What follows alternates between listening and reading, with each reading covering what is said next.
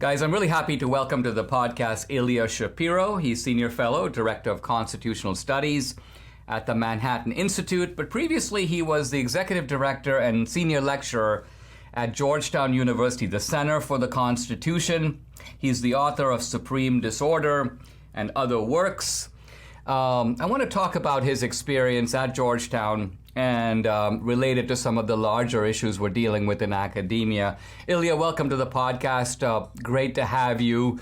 It seems like you've gone through a kind of a traumatic experience at Georgetown, but I think you're not alone in facing this kind of an issue. So maybe I'll begin by just asking you to describe what happened at Georgetown. It all started, I believe, with a tweet.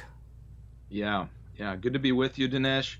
I had been at the Cato Institute for nearly 15 years doing constitutional law and thought it might be a good time in my career to switch to try to have a different kind of impact. Got a wonderful offer from Georgetown to head up this center alongside Professor Randy Barnett, a giant of constitutional law. A few days before I was due to assume my new duties, so this is at the end of January, when news of Justice Breyer's retirement leaked. I was doing media that day. I was on the road. I was in Austin, Texas, and used what's not a best practice in doom scrolling my Twitter feed late at night in my hotel room, and was unhappy with President Biden's having declared that he would be limiting his candidate pool by race and sex. He said that he'd pick a black woman. And I said, well, look, to my mind, if I were a Democratic president, I would pick Sri Srinivasan. He would be the first Indian-American justice as well, very well reputed on the D.C. circuit. But of course, he's disqualified because doesn't have the right intersectional characteristics. And that tweet set off a firestorm. I was, even before joining Georgetown, I was suspended. And there was a 4-month-long investigation into whether my commentary violated the university's harassment and anti-discrimination policies, at the end of which they discovered, one of their lawyers looked at the calendar and realized I had not been an employee when I tweeted, and so those policies didn't even apply to me. So I celebrated that technical victory, but then when I got the more detailed report from the diversity office, kind of an Orwellian institution within most universities these days, and it became clear that they were setting me up for a fall. Anytime that in the course of conducting a class or an event or commenting to the media, and I said something that would offend someone or someone would claim offense, that would constitute a hostile educational environment.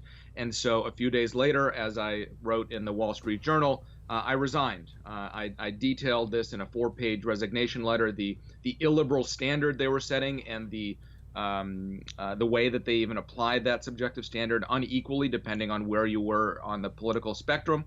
And so it was untenable for me to maintain, to be able to fulfill the duties for which I was hired. So I had to resign and use this opportunity, this platform, to shed a light on the rot in Georgetown in particular and academia more broadly.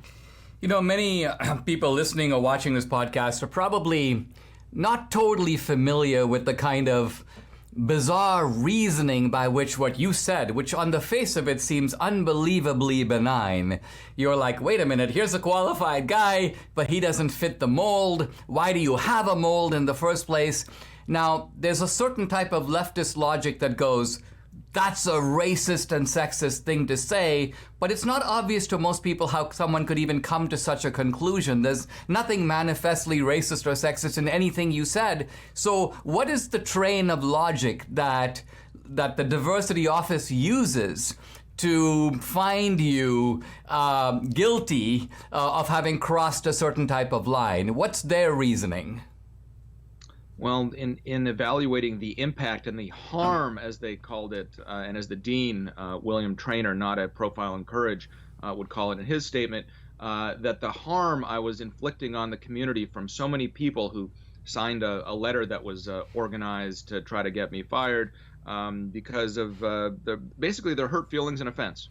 And the focus was on 3 words that I used in that tweet, and I said that since I thought Judge Srinivasan would be the most qualified, the best, everyone else would be less qualified by operation of logic. And since Biden said it would be a black woman, we'd end up with a, quote, lesser black woman. So it's that phrase, those three words, that created all this harm and offense and people demanding crying rooms and reparations for this, all of this harm that was covered in the media. And that's basically the standard. And it's a subjective one.